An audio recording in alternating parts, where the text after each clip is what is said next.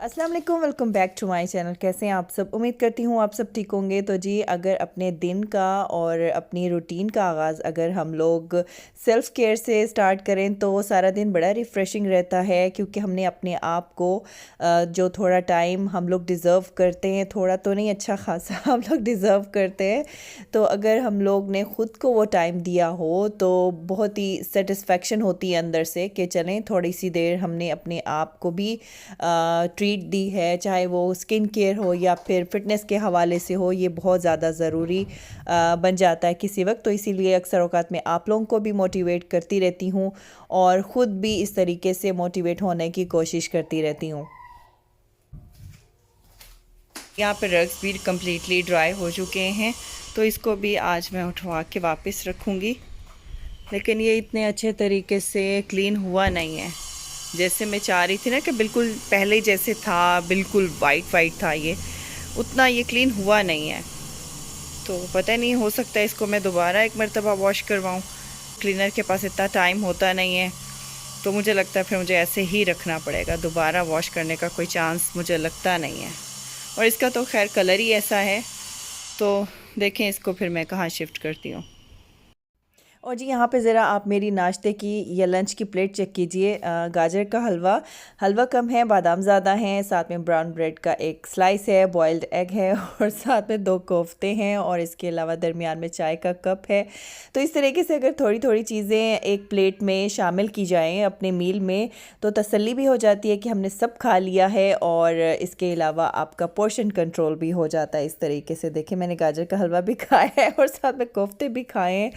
तो खैर, ये तो मजाक हो गया। और अब मैं यहाँ पे किचन में आ चुकी हूँ और आज मैं बना रही हूँ भिंडी और साथ में मैंने आटा गूंद के रखा हुआ था। अच्छा आटा गूंदने की मैं आपको टिप बताऊँ। वैसे तो आटा जितनी देर अच्छे तरीके से आप गूंदते हैं वो अच्छा बन ही जाता है, लेकिन अगर आप पहले आटे को मिक्स कर लें और उसको आप थोड़ी देर के लिए, मतलब 2-3 मिनट के लिए रेस्ट देने के लिए रख दें और उसके बाद दोबारा से आप उसको गूंदना शुरू करेंगे, तो आपका आटा 3-4 मिनट में तैयार हो जाएगा, बग़ैर उसको बहुत ज़्यादा गूंदे हुए। तो ये टिप आप फॉलो करके देखिएगा और मुझे बताइएगा। यहाँ पे मैंने भिंडी तैयार कर ली हुई है। बच्चे स्कूल से आ और गए। बच्चे आ चुके हैं। अस्सलाम वालेकुम। What is this? Medal. Oh wow, congratulations Meerab, spelling bee. I am proud of you Meerab, love you मेरा बाला बच्चा। ये अभी मैंने आप लोगों को कुछ नॉइज़ सुनवाए जो कि हमारे घर में 2-3 दिनों से शुरू हुआ हुआ है। हमारे घर के पास कंस्ट्रक्शन हो रही है और यकीन करें इतना शदीद किस्म वाला शोर होता है, दिल करता है कि अपना सर दीवार में दे मारे, इतना शोर वो बर्दाश्त नहीं हो रहा होता। तो यहाँ पे कुछ वॉल्स ऐसी हैं कि वो आपस में अटैच्ड हुई हुई होती हैं और शोर बहुत ज़्यादा महसूस होता है। तो जी, यहाँ पे मैं मीरब को एग्ज़ाम प्रिपेयर करवा रही हूँ, क्योंकि बच्चों के एग्ज़ाम्स शुरू हुए हुए हैं और एग्ज़ाम्स में आपको पता है कि टफ़ रूटीन चल रही होती है। ऐसा महसूस होता है कि आपके ख़ुद के एग्ज़ाम्स हो रहे हो। तो यहाँ पे मैं मीरब के लिए वर्कशीट्स लिख लिख के मेरे अपने हाथ दुख रहे थे, कुछ मैं उसके लिए प्रिंट आउट कर लेती हूँ और कुछ मैं उसको ख़ुद लिख लिख के दे रही होती हूँ ताकि वो मुझे सॉल्व करके दे दे। क्योंकि अक्सर औक़ात ऐसा होता है कि बच्चा इरेज़ तो करवा लेता है बुक में, लेकिन उसी को कॉपी करके लिख रहा होता है। तो मेरी तसल्ली नहीं होती, इसलिए मैं ख़ुद उसको वर्कशीट्स लिख के देती हूँ और फिर उसी पे सॉल्व करवाती हूँ।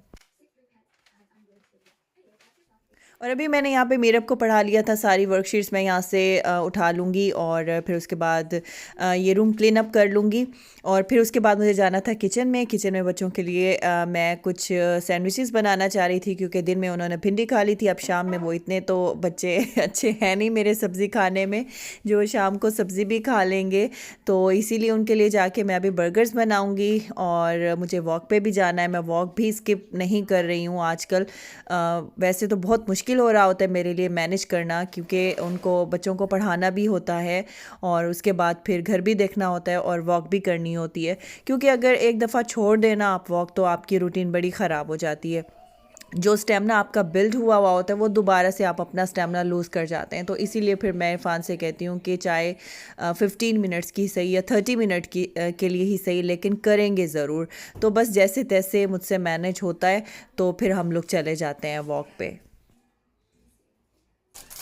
और इन बर्गर्स की रेसिपी मैं आप लोगों के साथ पहले शेयर कर चुकी हूँ और वैसे डिफरेंट तरीके से मैं बनाती रहती हूँ। कभी कुछ ऐड कर देती हूँ, मतलब कभी मैं तंदूरी मसाले के साथ चिकन को कुक कर लेती हूँ, कभी ब्लैक पेपर के साथ।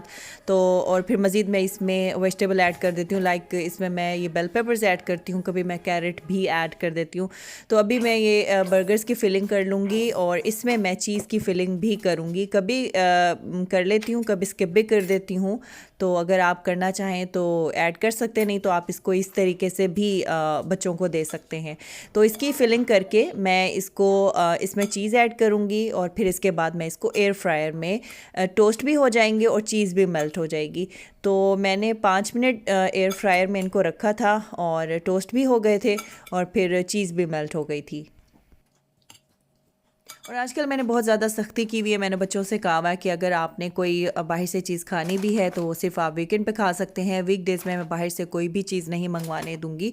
तो फिर मैं इस तरीके से उनको घर में ही कुछ बना के दे देती हूँ। एटलीस्ट घर का ही बना हुआ बर्गर है तो वो खा लें बच्चे, बजाय इसके कि वो बाहर से पिज़्ज़ा ऑर्डर करें या फिर बाहर के बर्गर्स खा लें। तो इसीलिए फिर मैं यही प्रेफर करती हूँ कि चलें, अगर मैंने दिन में उनको ज़बरदस्ती कोई वेजिटेबल खिला दी है या कोई ऐसा सालन दिन में बना हुआ है जो उन्होंने दिन में तो खा लिया है लेकिन शाम में नहीं खा रहे हैं, तो मैं उनको फिर ज़्यादा फोर्स भी नहीं करती कि अच्छा चले बच्चे का दिल नहीं कर रहा तो ज़बरदस्ती अगर मैं खिला भी दूँ तो क्या फ़ायदा, वो लगना तो वैसे ही नहीं है।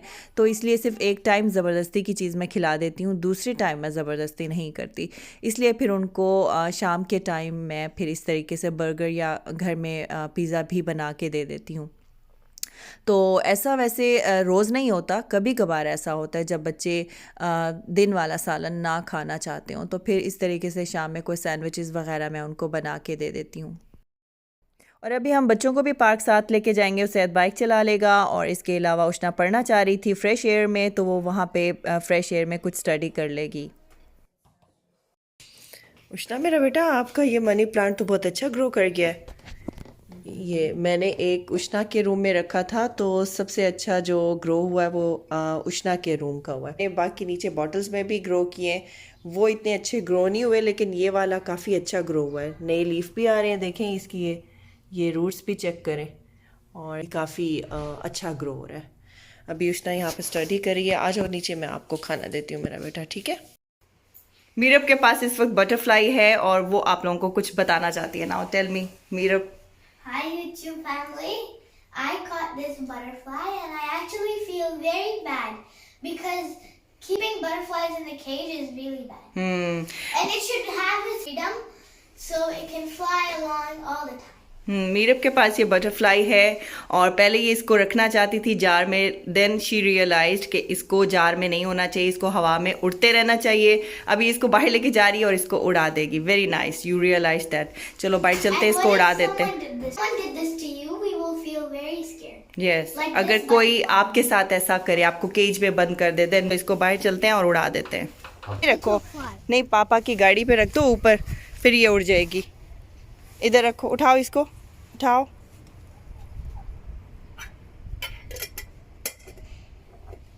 चलो अभी इसको इधर रखो, थोड़ा सा हिलाएंगी तो ये उड़ जाएगी।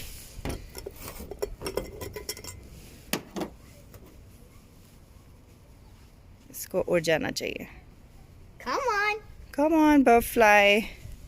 You have to be free. You are free now, please. Wow. Wow, wow, Mira. It's amazing. Now Mira is happy.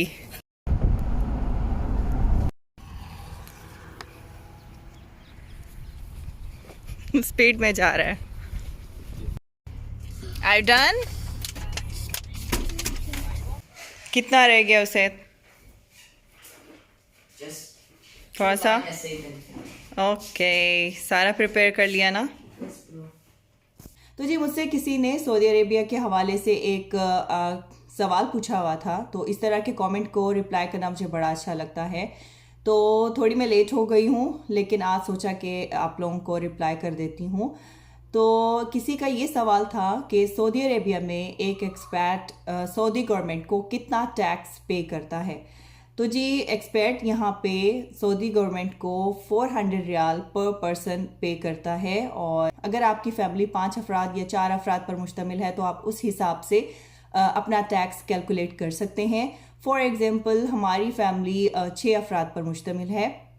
Husband का टैक्स उनकी कंपनी पे करती है और बाकी जो हमारा टैक्स है वो हस्बैंड पे करते हैं। इस तरीके से हमारा 2000 रियाल पर मंथ बनता है और ईयरली अगर देखा जाए तो हम तकरीबन 24,000 रियाल टैक्स पे करते हैं, जो कि पाकिस्तानी रुपीज़ में कैलकुलेट किया जाए तो 17 लाख अमाउंट बनती है। तो इस तरीके से 5 मेंबर्स की अगर फैमिली है तो वो 17 लाख अमाउंट सऊदी गवर्नमेंट को पे करती है। कि आपके जितने फैमिली मेंबर्स होंगे उस हिसाब से आप अपना जो टैक्स है कैलकुलेट कर सकते हैं। और एक्सपेट चाहे कोई भी हो, चाहे वो इंडियन है, चाहे वो पाकिस्तानी है, चाहे वो फिलिपीन है, चाहे वो बांग्लादेश से है, सबको एक ही अमाउंट पे करनी पड़ती है, मतलब 400 रियाल पर पर्सन। तो आई थिंक अब आप लोगों को क्लियर हो गया होगा। और इसके अलावा 2-3 और भी सवाल थे, उसके ऊपर मैं एक और वीडियो बनाऊंगी। बस आज आप लोगों को यही बताना था। आई होप आप लोगों को क्लियर हो गया होगा। और यहाँ पे अब रात हो चुकी थी, बच्चे सोने के लिए चले गए थे और अभी मैं यहाँ से सारा क्लीन अप कर लूँगी। जगह जगह बच्चों की वर्कशीट्स रखी हुई थी। बच्चा एक जगह से एग्जॉस्ट होता है तो दूसरी जगह पढ़ने के लिए चला जाता है, तो इस तरीके से हर जगह कुछ ना कुछ उनकी वर्कशीट्स पड़ी हुई थी, तो इनको मैं क्लीन अप कर लूँगी। और इसके अलावा यहाँ पर 2 सब्सक्राइबर्स का नाम लेना चाहूँगी। एक मैमूना इजाज़ हैं जो मुझे हर 2 दिन के बाद मैसेज करके ज़रूर मुझे एक्टिव करने की कोशिश करती हैं कि व्लॉग कब आएगा, तो इस तरीके से मैं एक्टिव हो जाती हूँ। और इसके अलावा एक अमरोज़िया हैं जिनको मेरा बीच इफ्तार व्लॉग का बड़ा वेट है और मुझे बड़ा अच्छा लगा ये सुन के कि वो अभी से मेरे इस व्लॉग का वेट कर रही हैं। थैंक यू सो मच, मुझे बहुत अच्छा लगा ये सुन के। और इसके अलावा आज के व्लॉग को आपने लाइक ज़रूर करना है और अगर आप मेरे चैनल पे नए हैं तो सब्सक्राइब ज़रूर कर दीजिएगा। तो इंशाल्लाह अब आपसे मिलूँगी मैं नेक्स्ट व्लॉग में। तब तक के लिए अल्लाह हाफ़िज़ एंड टेक केयर।